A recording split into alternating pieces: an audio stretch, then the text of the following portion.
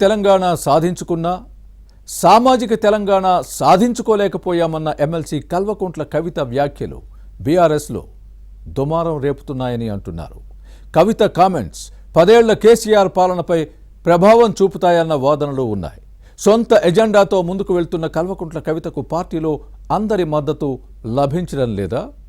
BC నినాదం అందుకున్న ఎమ్మెల్సీకి BRS ముఖ్య నేతలు ఎందుకు దూరంగా ఉంటున్నారు? అసలు కవిత ఉద్దేశం ఏంటి? Let's watch this story.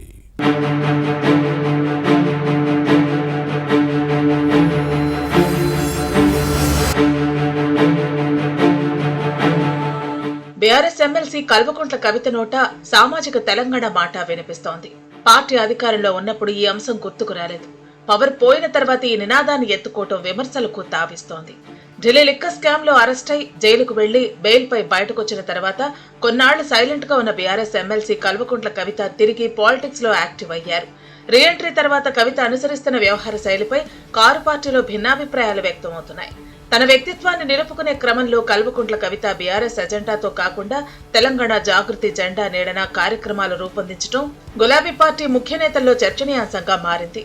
MLC తప్పటడుగులు వేస్తున్నారని పార్టీ నేతలు బహిరంగంగానే చెబుతున్నారు. కవిత వైఖరి పార్టీకి కొంత ఇబ్బందికరంగానే ఉందన్న చర్చ సాగుతోంది.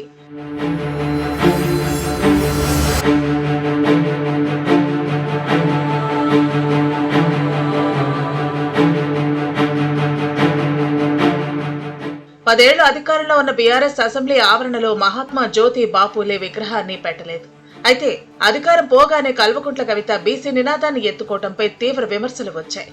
పార్టీ వర్కింగ్ ప్రెసిడెంట్ కేటీఆర్, మాజీ మంత్రి హరీష్ రావుకు తగ్గకుండా కార్యక్రమాలు రూపొందించుకుంటున్న కవిత చిన్న చిన్న తప్పులు చేస్తున్నారని కారు పార్టీలో వినిపిస్తోంది.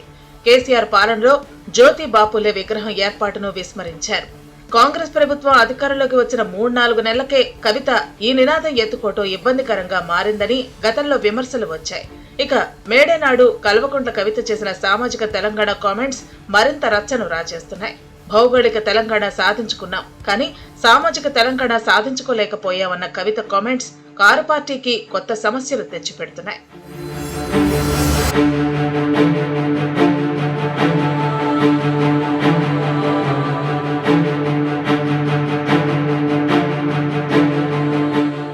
వాస్తవానికి తమ పాలనలో అన్ని వర్గాల సంక్షేమానికి పెద్దపీట వేశామని, ప్రతి బడ్జెట్లోనూ బడుగు బలహీన వర్గాలకు అధిక నిధులు కేటాయించామని బీఆర్ఎస్ గొప్పలు చెప్పుకుంది.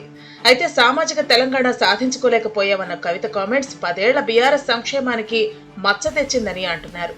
దళితులకు 3 ఎకరాల భూమి, దళిత బంధు పేరుతో 10 లక్షల రూపాయలు, బీసీ బంధు, రైతు బీమా, రుణమాఫీ వంటి సంక్షేమ పథకాలను బీఆర్ఎస్ అమలు చేసింది.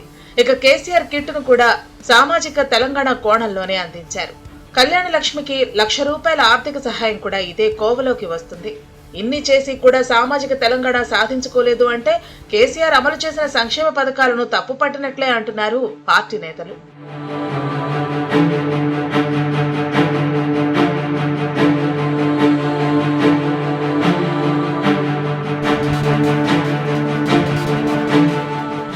మరోవైపు కల్వకుంట్ల కవిత చేస్తున్న కార్యక్రమాలకు బీఆర్ఎస్ లో ఉన్న ముఖ్య నేతల మద్దతు లభించటం లేదంటారు. బీసీ మాజీ మంత్రులు, ఎమ్మెల్యేలు కూడా కవిత వెంట నడవటం లేదు. దళిత నినాదాన్ని కూడా ఎత్తుకున్న కవిత దగ్గరకు అతి కొద్ది మంది మాత్రమే వచ్చి వెడుతున్నారు. దీంతో కల్వకుంట్ల కవిత దూకుడుపై భిన్నాభిప్రాయాలు వ్యక్తమవుతున్నాయి. లిక్కర్ కేసులో తనపై పడిన నిందను తొలగించుకుని తిరిగి తెలంగాణ సమాజం ప్రేమను పొందటానికి కవిత చేస్తున్న ప్రయత్నాలు బూమరాంగ్ అవుతున్నాయన్న చర్చ జరుగుతోంది. మరి కవిత వీటిని ఎలా సరిదిద్దుకుంటారో, తనపై తండ్రి కేసీఆర్ ఎలా స్పందిస్తారో చూడాలి.